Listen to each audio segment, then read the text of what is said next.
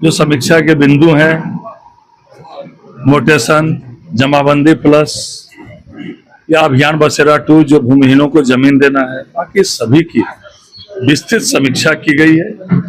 जहां जहां ज्यादा शिकायतें मिलती है उसकी ज्यादा समीक्षा की गई। समीक्षा पूरी हुई है। जो जहां गड़बड़ी करेगा उसको विभाग छोड़ेगा नहीं। लगातार हम लोग आग्रह कर रहे हैं अधिकारियों से और लगातार निर्देश भी कर रहे हैं।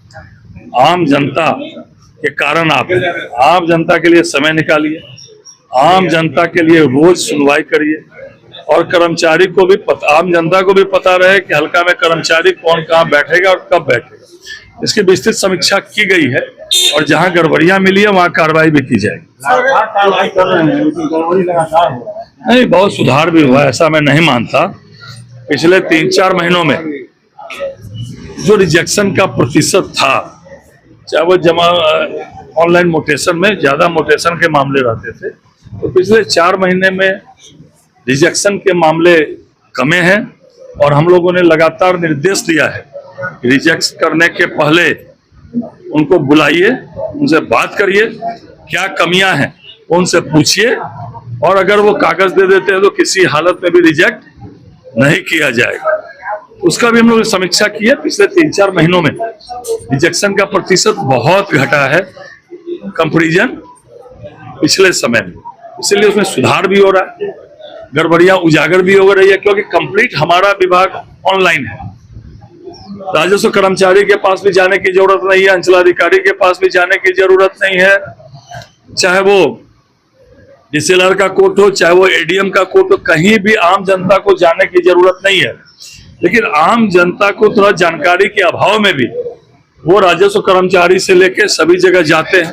उसके लिए हम लोगों ने कॉल सेंटर चालू किया है कि आम लोगों को कोई समस्या कॉल सेंटर करें। ऑनलाइन कंप्लेंट मैनेजमेंट सिस्टम भी हम लोगों ने प्रारंभ किया है।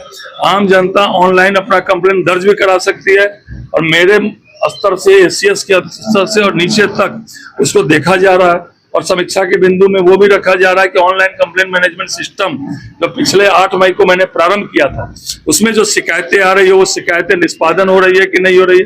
निष्पादन के साथ साथ गड़बड़ी है तो उसको जिला पदाधिकारी भी देखेंगे, अपर मुख्य सचिव भी देख रहे हैं। तो आम जनता से ये भी अपील है कि मेरे स्तर पर आप आएंगे तो हम लोग भी उनको जन शिकायत में ही डाल रहे हैं। आप भी जो ऑनलाइन जन शिकायत की व्यवस्था है उसमें डालिए और अगर आपको जानकारी का थोड़ा अभाव है तो आप कॉल सेंटर से भी प्राप्त कर सकते हैं। आप अपने मोबाइल से सारे जमीन का डिटेल जो है देख सकते हैं। आप अपना मोबाइल नंबर डालिएगा, अपना नाम, कुछ भी, सबसे ज्यादा विभाग मेरा ऑनलाइन है। आप अपने मोबाइल से भी अपने जमीन का कागज देख सकते हैं, क्या स्थिति है वो समझ सकते हैं।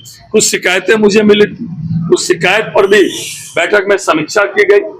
उस समीक्षा पर भी जो गड़बड़ियां अगर निकली है तो उस पर भी जांच का आदेश दिएगा। किसी भी स्तर पर मेरे विभाग में यह बर्दाश्त नहीं किया जाएगा कि आप गड़बड़ी करिएगा, गड़बड़ी करेगा और शिकायत मिलेगी, जांच कराएंगे और शिकायत का अगर सही निकलेगी तो कार्रवाई भी करेंगे।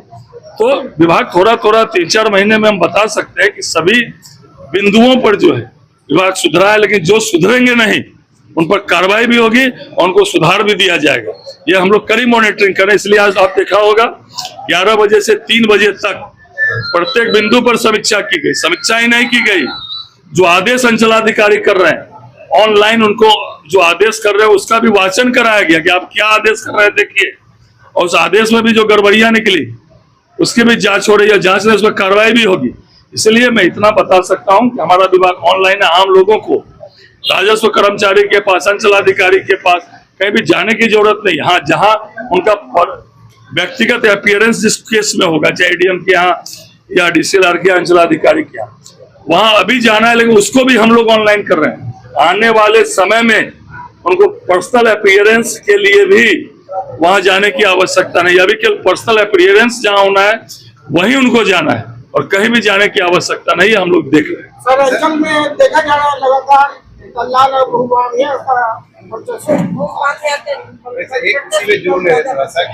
कल एक मुकेश राय के कार्रवाई हुई जो बुलडोजर चला है, माना जा रहा है कि उसका करंडी अंचल कार्यालय में पूरा दबदबा था। जैसे